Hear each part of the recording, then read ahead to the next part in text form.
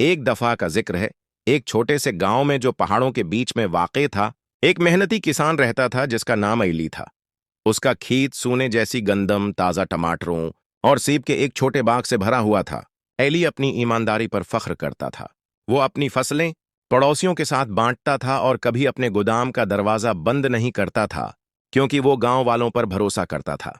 एक रात जब सब सो रहे थे, एक चोर जिसका नाम साइलास था, आयली के खेत में चुपके से घुस आया। साइलास पतला और चालाक था और चोरी करने में माहिर था। उसने गोदाम की तरफ देखा, जो अनाज की बोरियों और सेब की टोकरियों से भरा हुआ था।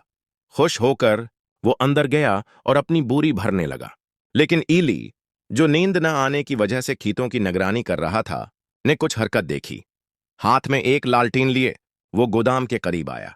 साइलास आहट सुनकर घास के ढेर के पीछे छिप गया, अपनी आधी भरी बोरी को पकड़े हुए। एली अंदर आया। उसकी लालटीन की रोशनी चमक रही थी और उसने आवाज दी, वहां कौन है? सामने आओ। साइलास घर जाने की उम्मीद में सामने आया, लेकिन एली, पुरस्कून और मजबूत, ने चोर को देखा और कहा, तुम्हें अंधेरे में चोरी करने के लिए भूखा होना चाहिए, क्यों नहीं खाना मांगते?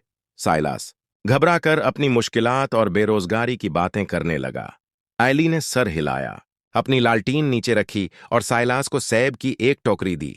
ये लो, कल वापस आना, मैं तुम्हें खेतीबाड़ी सिखाऊंगा। ईमानदारी से काम करने से ज्यादा भूख नहीं लगती। शर्मंदा लेकिन हौसला अफजाई से भरपूर, साइलास सुबह वापस आया। ईली ने अपना वादा निभाया और उसे मिट्टी खोदने और बीज बोने का तरीका सिखाया।